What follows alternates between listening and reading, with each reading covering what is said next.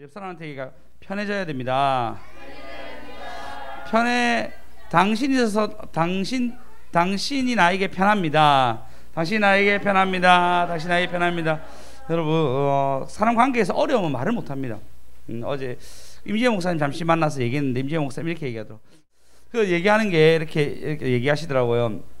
내가 정말 사랑하는 사람인데도 내가 그 사람에게 좋은 조언을 못 해준다면 알고 보면 내 마음에 그 사람을 사랑하지 않는 것 같아 얘기하더라고요. 불편하면 그럴 수 있으니까 안 불편하고 그러니까 진짜 사랑한다면 얘기해야 되죠. 이렇게 얘기하더라고요. 그래서 그래 그 말이 맞다 생각했는데 사람은 불편한 말 못 하거든요. 근데 그런 찰나에 원장님하고 같이 이제 밥을 먹고 원장님은 좀 이렇게 식사하고 계시고 겸상을 참 하지 못하고 옆에서 이제 저희 둘이서 이렇게 밥을 먹고 있는데 한참 먹고 이제 얘기하고 있는데 같이 한 3시간 정도 같이 있었던 것 같아요. 뭐 치료해 준다니까 뭐 이게 다 불러요. 뭐 근처에는 다 부르거든요. 그러면 이상하게 손목이 나갈까 할 정도로 이제 열심히 이제 해줘요. 해드리면 이제 이런저런 영적인 얘기를 엄청 많이 해줘. 진짜 영적인 얘기가 설교만큼 영적인 얘기가 그러니까 전사님 웬만하면 끼십시오. 그냥 오시면 됩니다. 어차피 잠도 못 주무시는 거 오시면 됩니다. 어쨌든 그래가지고 치료를 받고 이제 원장님 같이 식사하고 있는데 원장님 이렇게 해요. 수진이랑 수성이는 그냥 오래된 친구 같아 이러더라고. 그러니까 그냥 웃겨 넘어왔어요. 뭐 그럴 수도 있죠. 둘 다 뭐 좀 부담 안 주는 스타일이겠지 이렇게 생각했어요. 근데 그날 제목이 우리는 가족입니다 였어요. 그리고 같이 예배에서 부산은 가족입니다 얘기했는데 너무 감사하더라고요. 참 그런 맥락에서 얘기하신 거구나. 그래 얘기하면서 제가 우리 안에 어떤 뭐죠 가족 같은 애 뭐 이 정도까지 아니지만 우리가 서로에게 연락하는 거, 서로에게 선물하는 거, 서로에게 좋은 조언해 주는 것은 서로가 서로에게 편해야 되고 서로의 어려움이 있으면 마음 아파하는 것은 당연히 교회의 공동체로서 해야 될 일입니다. 안정 집사님 지금 아프다 얘기 들었죠. 여러분 꼭 기도해 주시고 나을 수 있도록 또 이 가정 가운데 하나님 깊이 만날 수 있도록 한번 주여 삼창합시다. 주여 주여 주여. 그래서 우리 안에 계속 나눔이 있고 은혜가 있는 저희 공동체 되었으면 좋겠습니다. 할렐루야. 그래서 여러분 꼭 이번 주 한 주 꼭 지나가기 전에 서로 한번 꼭 다는 아니더라도 한 명이라도 연락하셔가지고 안부 좀 전하시고 사랑을 좀 전하시고 그래서 하나 되는 공동체 되었으면 좋겠습니다. 자 오늘 하나님께서 우리 주신 말씀은 에스라 7장 25절에서 28절입니다. 얼마 되지 않으니 한 목소리로 사람이 참 그렇죠. 1, 2절만 읽어도 2절만 읽어도 이제는 익숙해지니까 4절이니까 좀 많다 느끼지는. 그래도 읽읍시다 한번. 25절에서 28절 읽겠습니다. 시작. 에스라여 너는 내 손에 있는 내 하나님의 지혜를 따라 내 하나님의 율법을 아는 자를 법관과 재판관을 삼아 강 건너편 모든 백성을 재판하게 하고 그중 알지 못하는 자는 너희가 가르치라. 무릇 내 하나님의 명령과 왕의 명령을 준행하지 아니하는 자는 속히 그 죄를 정하여 혹 죽이거나 귀양 보내거나 가산을 몰수하거나 옥에 가둘지니라 하였더라. 우리 조상들의 하나님 여호와를 송축할지로다. 그가 왕의 마음에 예루살렘 성전을 아름답게 할 뜻을 두시고 또 나로 왕과 그의 보좌관들 앞과 왕의 권세 있는 모든 방백의 앞에서 은혜를 얻게 하셨도다. 내 하나님 여호와의 손이 내 위에 있으므로 내가 힘을 얻어 이스라엘 중에 우두머리들을 모아 나와 함께 올라가게 하였노라. 아멘. 7장이 오늘 또 마무리되는 시간인데요. 오늘 보면 에스라여라 얘기하면서 너는 너의 손에 있는 내 하나님의 지혜를 따라 내 하나님의 율법을 아는 자의 법관과 제사장을 삼아 강 건너편 모든 백성을 재판하게 하고 그 중에 너를 알지 못하는 자를 율법을 알지 못하는 자를 가르치라고 누가 얘기하죠? 그쵸? 좋은 사람 하나 가르치십시오. 네, 아르사스다 왕입니다. 왕이 에스라에게 그 열국의 왕이 한마디로 얘기하면 여러분 이제 바이든이 왕이 됐잖아. 왕이 난다. 대통령이 됐잖아요. 바이든이 저한테 와가지고 수성아 너희 열국에 그러니까 하나님 모르는 사람에게 네가 하나님을 전해서 그 너희 부산 땅 가운데 네 말을 잘 듣게 하라. 혹 네 말을 안 들으면 그 다음 절 볼까요? 네 말을 안 들으면 뭐라 얘기하죠? 그 율법을 준행하지 않으면 속히 그 죄를 정하여서 혹 죽이든지 기한을 보내든지 재산을 몰수하든지 옥에 가든지 네 멋대로 해라 라고 얘기해요. 저한테 그런 권세가 있다면 우리 교회는 살겠죠. 다른 사람 나중에 몰라도 그런 권세를 지금 누가 주냐면 이 왕이 지금 그 예레미야에게 에스라에게 주인데 이때까지 본 권세 중에 가장 큰 권세를 부어주는 거예요. 어마어마한 권세를 성경에 한 번도 이런 권세가 없었거든요.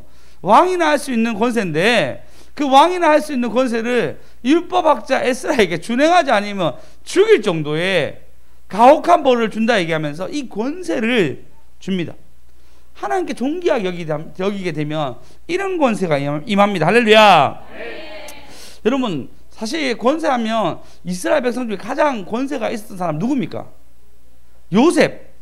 그죠. 요셉 어마어마한 권세가 있었죠. 또 다니엘. 그래요. 열국 사람들만 얘기하군요. 역시 똑똑하십니다. 뭐 하나 줘야 될 것 같은데 더 탱글 하나가 아니라 더 탱글. 네. 또 누가 있을까요? 이스라엘 백성 가운데 가장 권세가 있었던 사람. 이스라엘 백성 안에서 모세. 모세도 맞죠. 그러니까 지금 이스라엘 밖에서에도 여전히 권세 있던 다니엘과 요셉이었고 안에서 가장 권세 있는 사람 뽑으라면 아마도 다윗과 모세가 아닐까 생각합니다. 그러면 이 권세 있는 나중에 제가 모세에 대해서 얘기하는데 모세가 얼마나 권세가 있었냐면요. 이스라엘 백성이 범죄했습니다. 어느 정도 범죄했냐면 모세가 그 출애굽을 하고 난 뒤에 시내산에 머물렀다가 하나님이 이제 이들이 선민들이 법이 없으니까 법을 제정하기 위해서 모세만 특별히 너 올라와서 모세와 하나님과의 대면하면서 이스라엘 법들을 제정하게 됩니다. 그리고 십계명의 돌판을 들고 내려오는데 이 내려온 동시에 아론이 보니까 이 안에서 반란이라는 거예요. 왜 모세 안 내려오냐고. 벌써 40일이나 됐는데 안 됐는데 우리 지금 우리를 이스라엘 애굽으로 인도한 신을 만들어라 해서 만드는데 송아지를 만듭니다. 그걸 본 모세가 너무 화가 나가지고 내겠죠. 휴대폰도 아니고 휴대폰 던져도 얼마나 화난지 알 건데 휴대폰도 아니고 돌판을 하나님이 전 돌판을 집어 던질 정도로 화가 났습니다. 그리고 난 뒤에 하나님이 뭐라냐면 나 안 간다. 나는 도저히 못 가겠다. 가다가 너무 열받아서 애들 다 죽일 것 같으니까 나는 안 가고 내가 앞서 천사들 보낼게. 그러니까 너는 그래 가라 라고 얘기합니다. 그런 상황 가운데 모세가 어떻게 하냐면요 이렇게 합니다. 상황이 심각하잖아요. 완전 심각하잖아요. 그 모세가 어떻게 되냐면 사람들 다 불러가지고 장신구 다 떼라. 다 떼고 진짜 회개하자 하고 회개하고 그리고 하나님 앞에 설 사람 그리고 하나님 앞에 서지 않은 사람 설에서 하나님 앞에 선 레위인들이 그때 레위인들이 선택받습니다. 하나님 앞에 내가 서겠다고 레위인들이 다 섭니다. 그걸 레위인들이 보고 저 하나님 앞에 서지 않은 사람 죽이라 얘기해요. 그래서 죽이면서 하나님이 특별히 레위인만 구별하게 돼요. 구별하게 되고 그리고 난 뒤에 이제 하나님께 하나님 같이 가셔야 됩니다 라고 할 때 어떤 일이 하냐면 출애굽기 33장 10절 5절 먼저 읽어보겠습니다. 5절 읽겠습니다. 시작. 여호와께서 모세에게 이르시기를 이스라엘 자손에게 이르라 너희는 목이 곧은 백성인즉 내가 한순간이라도 너희 가운데에 이르면 너희를 진멸하리니 너희는 장신구를 떼어내라 그리하면 내가 너에게 어떻게 할 것인지 정하겠노라 하셨습니다. 얼마나 화난지 알겠죠. 같이 가면 죽일 것 같으니까 장신구 다 떼라고 얘기합니다. 그때 이제 일이 터졌으니까 일 터지면 어떻게 해야 되죠? 네? 회개해야 돼. 그 다음 뭐 해야 되죠? 죽도록 기도해야 되겠죠. 맞죠? 그렇지 않습니까? 이거 일 터졌으니까 뭐 이것이 어떤 일이든 일이 터졌으니까 이게 하나님이 근데 진노한 사건입니다. 엄청나게 진노한 것을 명백히 보여주는데 여기서 진짜 제가 존경하는 분 한 분 나오죠. 자 10절 11절 읽어보겠습니다. 시작. 모든 백성이 회막문에 구름 기둥에 서 있는 것을 보고 다 일어나 각기 장막문에 서서 예배하며 사람이 자기 친구와 이야기함 같이 여호와께서는 모세와 대면하여 말씀하시며 모세는 진으로 돌아오나 눈의 아들 젊은 수종자 여호수아는 회막을 떠나지 아니하니라. 야, 여호수아 이랬습니다. 여호수아가 해막을 떠나지 않냐고 이 사건 모세가 가도 끝까지 붙들어 있는 거예요. 그러고 난 뒤에 12절 읽어보겠습니다. 시작. 모세가 여호와께 아뢰되 보시옵소서 주께서 내게 이 백성을 인도하여 올라가라 하시면서 나와 함께 보낼 자를 내게 지시하지 아니하시나이다. 주께서 전에 말씀하시기를 나는 이름으로도 너를 알고 너도 내 앞에 은총을 입었다 하셨사온즉 13절요.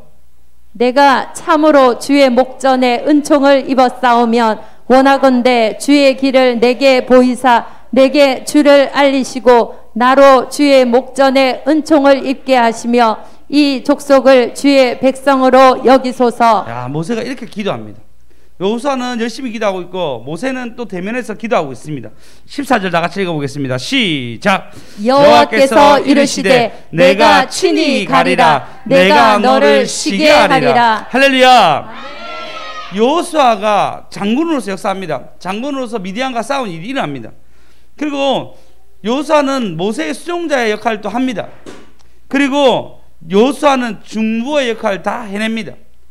같이 협력해서 모세 역시 이 일들을 이어받아서 모세가 이 일을 또 하는데 하나님과 대면해서 같이 가야 됩니다. 같이 가야 되면서 같이 가게 된 역사가 일어납니다. 할렐루야. 그래서 이 존귀한 사람 두 분이 어떻게 되죠? 결국 모세 다음에 여호수아로 연결되는 아름다운 일들이 일어납니다. 할렐루야. 여러분 우리도 이런 권세를 받으셔야 됩니다. 하나님과 대면하여서 하나님 대면까지 아니지만 하나님 보시기에 존귀한 자. 에스라가 얼마나 존귀하게 여김을 받습니까? 사람한테도 왕한테도 귀중함을 받고 하나님한테도 귀중함을 받으니까 이 권세를 받는 거예요. 이것뿐만 아니라 모세 역시도 여호수아 역시도 귀중함과 은총함을 받습니다. 할렐루야. 할렐루야. 그렇게 귀중함과 은총함은 저와 여러분 되었으면 좋겠습니다. 그러면 여러분 어떻게 하면 귀중함을 얻을 수 있을까요? 에스라는 이런 가정이 있었습니다. 귀중함을 얻기 위해서 그가 율법학자로서의 삶을 살아가고 그리고 그의 어떤 전통성도 있었고 그리고 내가 가르치기라는 다짐 속에서 그의 걸음을 걸어갔을 때 그리고 왕이 봤을 때 그는 율법의 완전한 자라 표현할 정도로 존귀한 자가 되었습니다. 그럼 우리는 어떻게 해야 될까요? 표 한번 띄워주시겠습니까? 혹시 여러분 전 세계 가장 부자가 누구죠?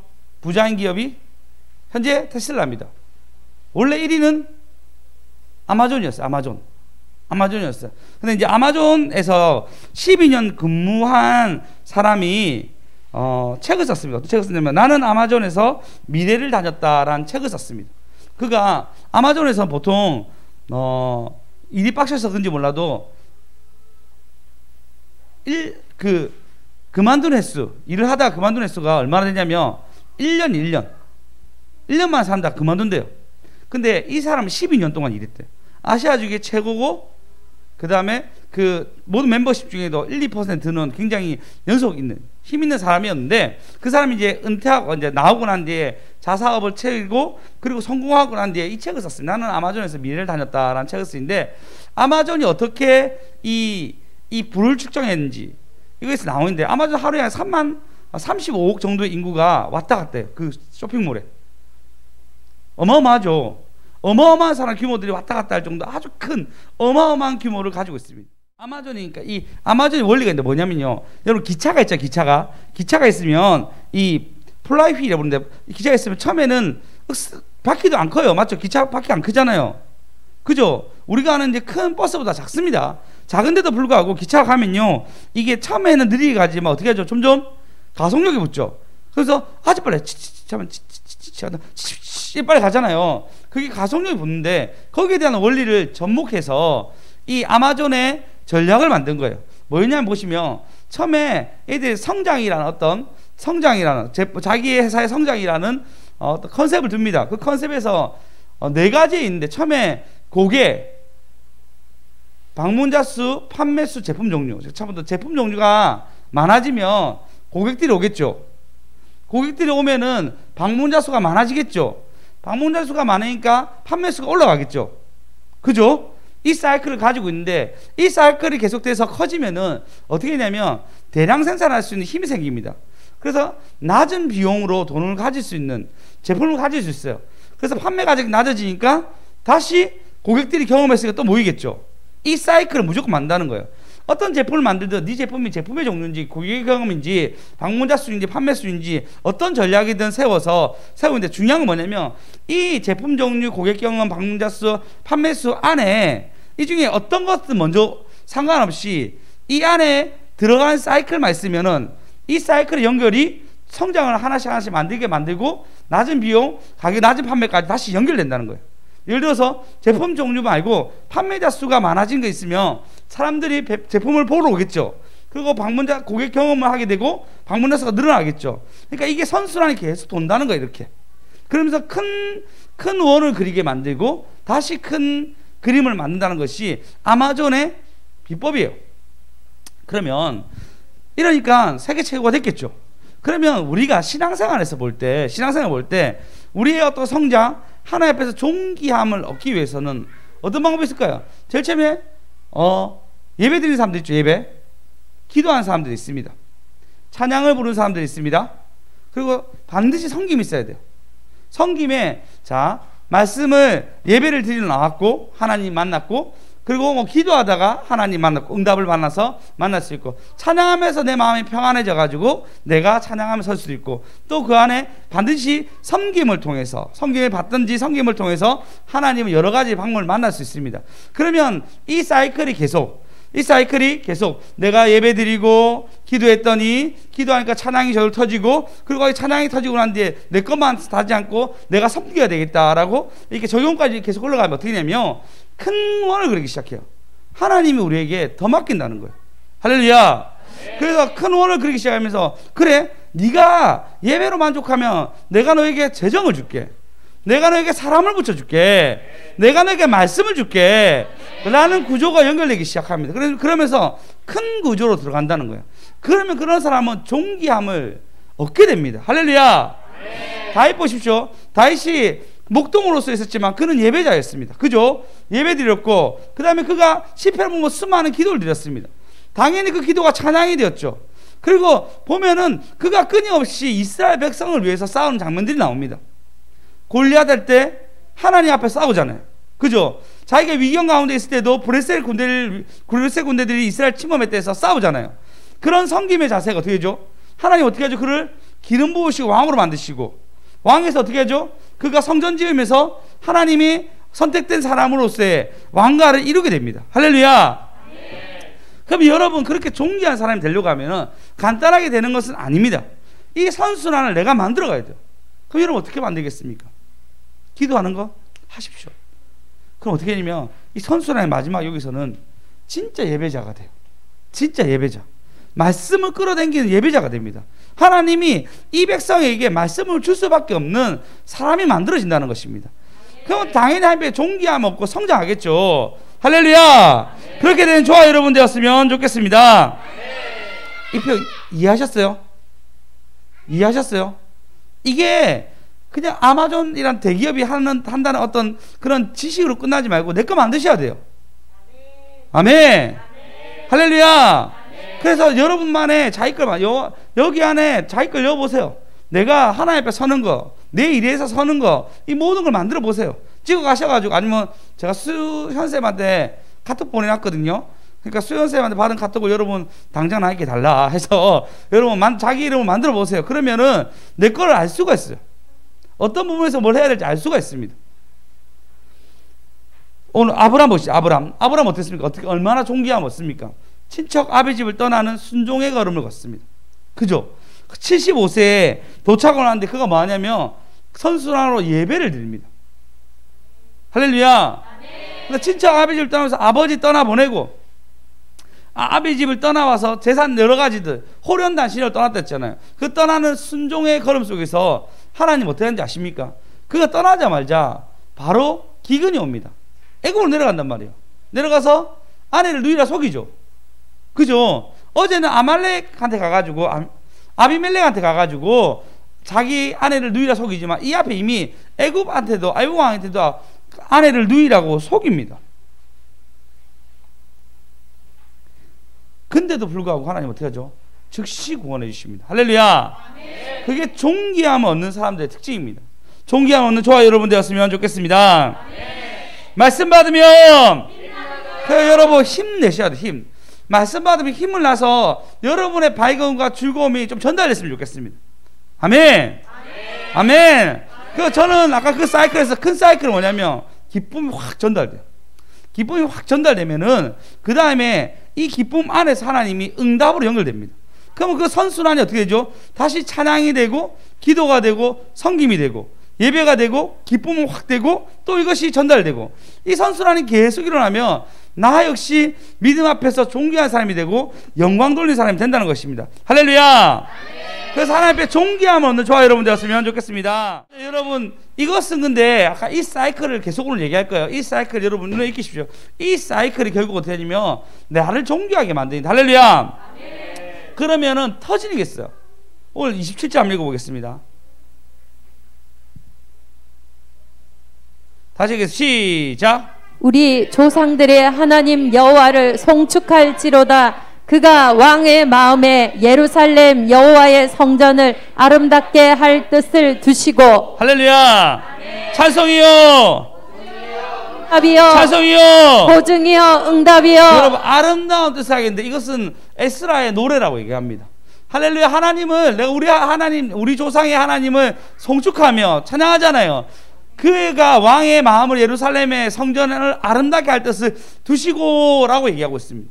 맞아요. 지금 아르닥스라 왕은 성전을 아름답게 하려고 마음을 두어서 그의 고관들과 사람들에게 정성 들인 마음 들인 은금을 바치고 이것뿐만 아니라 신속히 하기 위해서 여러 가지 사람들에게 장치를 베풀어 가지고 신속히 하게끔 만들어 주셨습니다. 할렐루야. 그 어제 제목이 뭐였죠? 하게 하시고 일하시고 하게 하시고 그래 하게 하시고 일하게 하셨습니다. 그게 하나님의 능력이었고 이것이 자동화돼요. 자동화 시스템으로 하나님이 어떻게 여호와의 성전을 아름답게 할 뜻을 두었습니다. 할렐루야. 여러분 마태복음 21장에 보면 반대의 얘기가 나옵니다. 마태복음 21장에 보면 예수님이 다시 성전에 들어가십니다.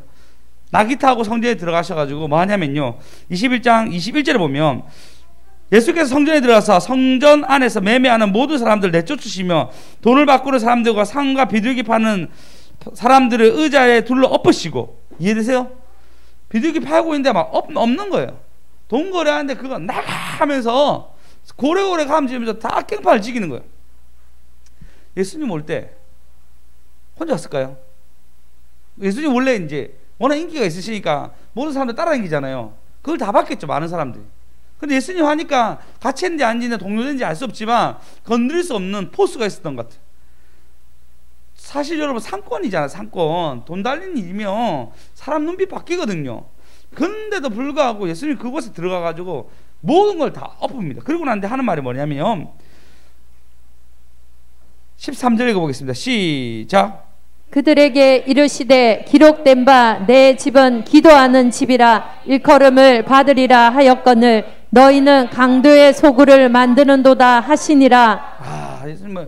내 집 만민이 기도한 집이라고 얘기했는데 너희들 여기서 거래해가지고 소를 끌고 오잖아요. 오다가 자기 소를 끌고 왔어요. 다 끌고 와가지고 다 갖다 대면 분명히 정결한 건데도 불구하고 불합격시키는 거예요. 왜 그러냐고. 불합격하다. 그럼 어떻게 해야 되냐고. 저기 있는 소를 사라고. 보니까 비실비실하고 별론데도 불러가고 어마어마한 금액을 파는 거예요. 그래서 그 성전세를 대제사장이나 레인들이 같이 하는 것이 이 당시 어떤 유통업이면서도 아주 나쁜 일이었어요. 그러니까 하나님이 이걸 너무 싫어하는 거예요. 예수님을 그래서 강도의 소굴로 만들었다고. 어떻게 돈 받고 이런 거래하냐고 다 엎으십니다. 그러고 뭐냐면 맹인들과 전자들이 성전에서 예수께 나옴에 고쳐주니 맹인과 사람들인데 그들에게 고쳐주니 일들이 일어납니다. 그러니까 13절에 보면 대제사장과 서기관들이 예수께서 하시는 이 상황과 이상한 일과 또 성전에서 소리를 질러 호산나 다윗의 자손이여 하는 어린이들을 보고 하나님이 그 어린이를 통해서 막 찬양하게 만드는 거예요. 할렐루야. 그러고 나는데 네가 무슨 권세로 하냐니까 16절 읽어보겠습니다. 16절 읽겠습니다. 시작. 예수께서 말하되 그들이 하는 말을 돕느냐. 예수께서 이르시되 그렇다. 어린아기와 젖먹이들이 입에서 나오는 찬미를 온전하게 하셨나이다 함을 너희가 읽어본 일이 없느냐 하시고. 할렐루야. 예, 실패하려고 하면요 이렇게 실패합니다. 아까 선순환을 얘기했잖아요. 악순환이 반복돼요. 뭐냐면요, 그들이 종교적인 부분에서 우위를 차지하려고는 욕심이 들어갑니다. 그 욕심은 그럼 어떻게 하면 돈에 관련되게 돼요. 돈에 관련되니까 이걸 차지하기 위해서 나쁜 일을 만들게 됩니다. 이 나쁜 일을 만들다 보니까 나쁜 일을 만들었는데 이것을 선하게 포장해야 되잖아요. 그럼 어떻게 하냐면 큰 죄에 들어가요. 하나님 보시기에. 근데 이것이 양이 차거든요. 양이 차니까 하나님 큰 원에서 후려치는 거예요. 이게 이들의 삶이었어요. 그래서 어떻게 되죠? 이 성전 돌 위에 돌 하나 남지 않냐고 무너집니다. 돌 위에 돌 하나 남지 않냐고 그 안에 금이 있다 은이 있다는 얘기 소문이 퍼져가지고 로마인들이 그 쳐들어왔을 때 거기에 있는 돌 다 무너지고 완전 다 지금 뭐가 남았죠? 통곡의 벽 하나 남았잖아요. 다 무너지고 벽 하나만 남았고 성전은 완전히 무너지게 됩니다. 여러분 선술 안으로 들어가셔야 돼요. 그래서 하나님 뭐라죠? 아름다운 것을 세우려는 뜻을 주셨잖아요. 우리 몸이 성전이죠. 할렐루야. 우리 몸이 성전이잖아요. 하나님이 우리 안에 좋은 뜻을 세우려고 마음에 계획하셨습니다. 아멘. 그래서 여러분이 아름다운 것을 지켜주려고 하면은 하나님이 그것을 만들어 주신다는 것입니다. 오늘 뉴스 뭐 같은지 아십니까? 한국교회에 대한 평가가 나왔는데 궁금하시죠? 다들 예배하러 온다고 전혀 못 들으셨죠? 맞죠? 못 들으셨죠? 교회에 대한 평가를 정부에서 냈습니다. 왜? 교회는 20%고 다른 데서는 5인 이상 가족들을 못 모이게 하느냐라는 말이 나왔어요. 근데 정부에서 공식 발표를 뭐냐면 교회의 비대면 20% 10%의 예배에는 감염 전도가 없었다. 단지 예배 마치고 가서 밥 먹고 그리고 성령방 그것에 퍼져나간 거지 예배 자체는 문제가 없었다라고 오늘 공식적으로 발표를 한 거예요. 할렐루야. 야, 하나님이 참 이렇게 역사하시구나. 근데 안 좋은 것을 막 하나님 명예가 착 떨어지는데 예배만큼은 바르다라고 정부가 오늘 발표했어요. 할렐루야. 그래서 발빠르게 목사님들이 저한테 막 카톡이 막 오는 거예요. 이 정부 발표에 대해서. 그렇게 카톡에서 정부가 이상하다고 막 욕을 많이 했던 분들도 막 이걸 발표하면서 참 감사하더라고. 아, 하나님이 어떤 정부가 우리 참 교회가 바닥처럼 간 것 같지만 다시 정부가 교회 예배는 문제가 없었다고, 단지 비대면 다시 나가서 밥을 먹든지 다른 행위들이 연결된 건지 그렇지 않다라고 예배 자체에 대해서 보호해 주는데 감사하다라는 생각이 들었습니다. 여러분, 존귀하게 여기는 것은 하나님이 아름답게 보호해 주십니다. 할렐루야. 자, 존귀한 자여 새 힘 얻었습니다. 존귀한 자여 새 힘 얻었습니다. 하나님 것은 다 새 것이거든요. 그래서 하나님이 우리에게 존귀하게 만들면 우리는 새 것이 되어서 또 존귀함을 받는 거예요. 할렐루야. 존귀함 얻었습니다. 새 힘이 됐나요? 새 것이 됐나요? 제가 원래 오늘 제목은 새 것이요 새 힘이었는데 존귀함이 먼저 있어야 됐다. 존귀함 얻었습니다. 알죠? 존귀함 얻었습니다. 새 것이요 새 힘이요 합시다. 존귀함 얻었습니다. 맞아요. 존귀함 얻는 자에게 하는 새 힘과 새 것으로 만들어 주십니다. 할렐루야. 여러분 보십시오. 아브라함이 자기 아들을 바치려고 가잖아요. 그 걸음 무거운 걸음이죠. 사랑하는 아들을 바쳐야 되니까. 근데 어떻게 되죠? 진짜 바치려고 데리고 가잖아요. 3일 길 가가지고 드디어 시내산에 머물러서 그를 죽이려고 할 때 그때 어떻게 일어나죠? 아브라함아 네가 나를 진짜 경외한지 알았도다 얘기하고 하나님이 양을 준비해서 그 양을 바치게 합니다. 이 속에서 하나님이 어떤 일을 합니까? 하나님이 이삭도 믿음을 보존하게 하시고 아브라함도 믿음을 보존하게 하시고 그리고 새거인 어린 양을 바치게 하셔가지고 선순환이 돌게 하신다는 것입니다. 할렐루야. 네. 존귀함을 입었습니다. 존귀함을 얻었습니다. 맞아요. 새 것이고 새 힘이 되는 것입니다. 네. 여러분 그 존귀함을 얻으면 하나님이 바깥에서 일하십니다. 네. 할렐루야. 네. 할렐루야. 네. 그런 선순환에 들어간 저와 여러분 되었으면 좋겠습니다. 네. 새 것이요 존귀함을 얻었습니다. 존귀함을 얻었습니다. 할렐루야. 28절 본문 28절 읽어보겠습니다. 시작.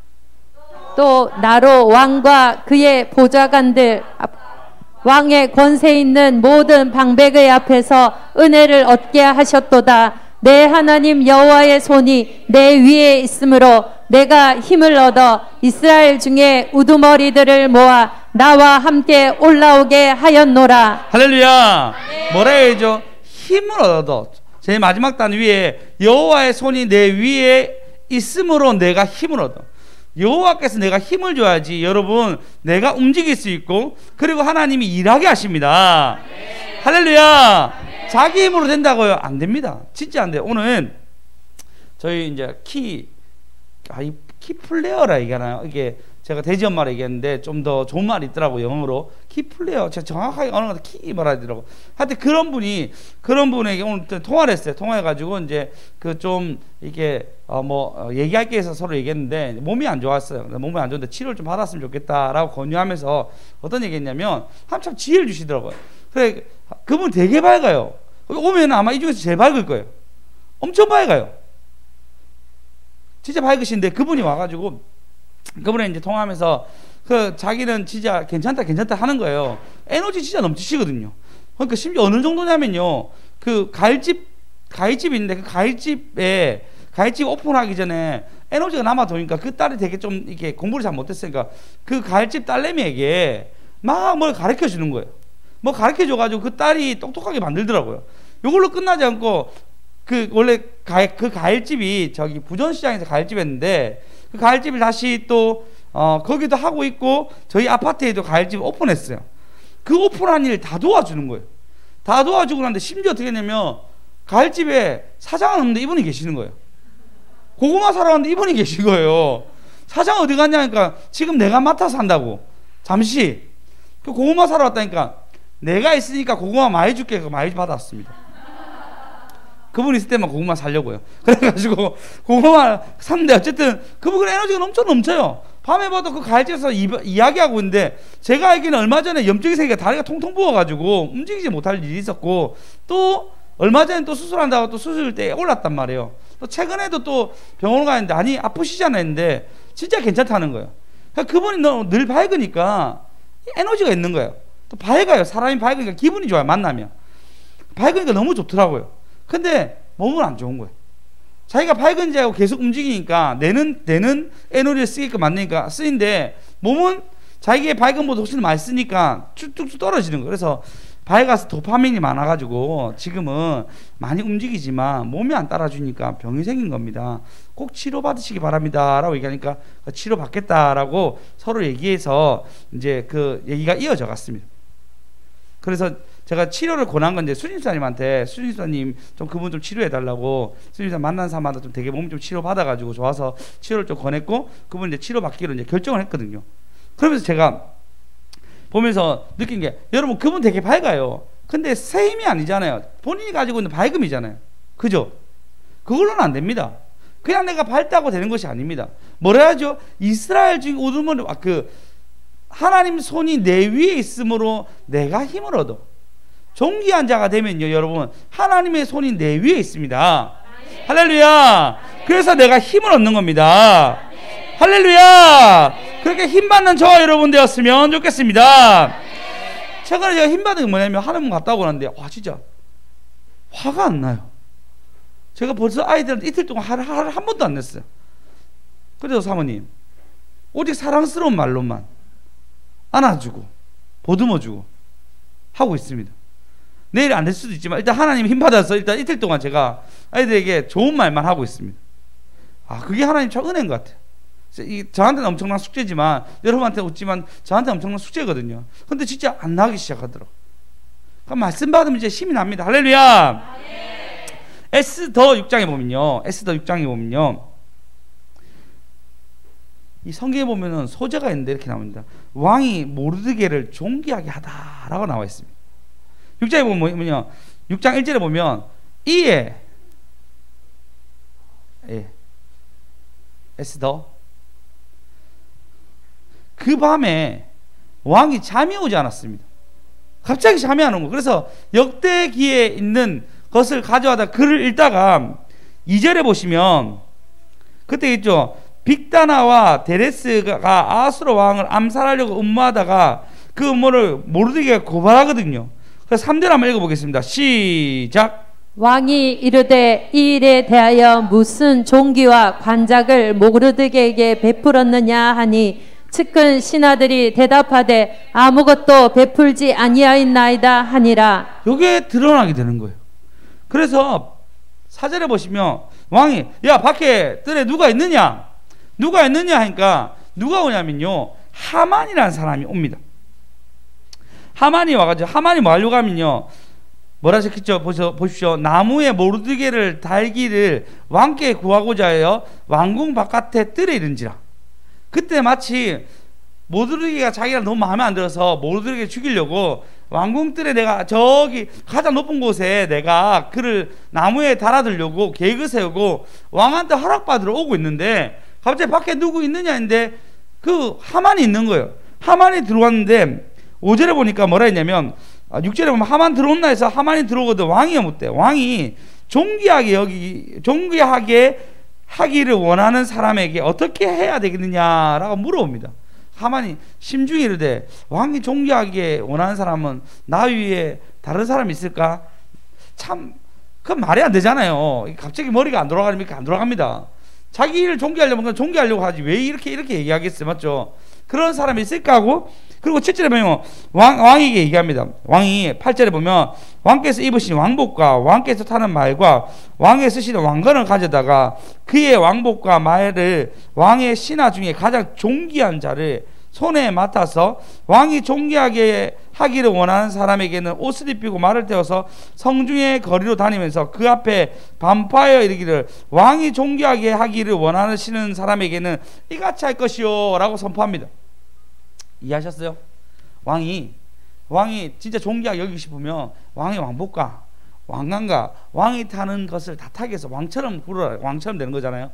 왕처럼 굴고 왕이 가장 존귀하게 여긴 신하를 옆에 두어가지고 그 신하 보고 이렇게 얘기하고 왕이 존귀하게 여긴 사람은 이렇게 된다 이렇게 된다 라고 선포하라 얘기한 거예요. 그게 누구죠? 자기가 아니죠. 바로 이에 왕이 하만의 말에 이르되 너는 내 말대로 속히 왕복과 말을 가져다가 대궐 앞에 앉은 유다 사람 모르드게에게 행하라 라고 얘기해요. 할렐루야. 여러분 존귀하게 여김을 당하면 세임이 날 수밖에 없죠. 막아주시고 보호하시니까요. 할렐루야. 그래서 모르드게가 가가지고 하만이 가가지고 모르드게 옷을 입고 그리고 그 왕 말을 타고 왕관을 쓰고 모르드게를 태워가지고 왕이 존귀하게 기자는 이처럼 되리라 라고 하만이 얘기하는 거예요. 그래서 어떤 일이 아니면 하만이 13절에 보면요 이렇게 얘기합니다. 12절에 보면 모르드게가 다시 대궐 문화로 돌아오고 하만은 번뇌하에서 머리를 싸고 급히 집에 들어갑니다. 목에 달아 죽이려고 했는데 급히 집에 들어가서 13절 한번 읽어보겠습니다.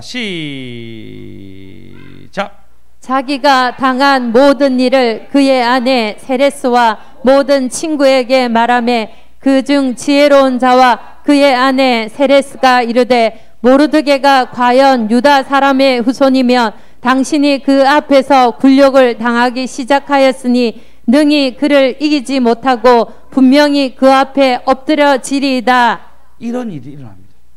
여러분 그 자기 아내와 지혜로운 사람이 일어나고 실제로 그 다음 장에 보면 이런 진짜 엎드러지는 일들이 일어납니다. 여러분 하나님의 힘 받으며 하나님께 존귀함을 받으며 이런 일이 일어난다는 것입니다. 할렐루야. 네. 모르드게가 고통이 없었던 거 아닙니다. 이 가정에는 어마어마한 고통이 있었어요. 그러나 하나님의 때와 역사는 할렐루야 네. 좋은 일로 풀어 가신다는 것입니다. 네. 존귀함을 얻었습니다. 세임이여 존귀함을 얻었습니다. 새 것이요 세임이여 할렐루야. 아멘. 존귀함은 저와 여러분 되었으면 좋겠습니다. 네. 당신이 존귀합니다.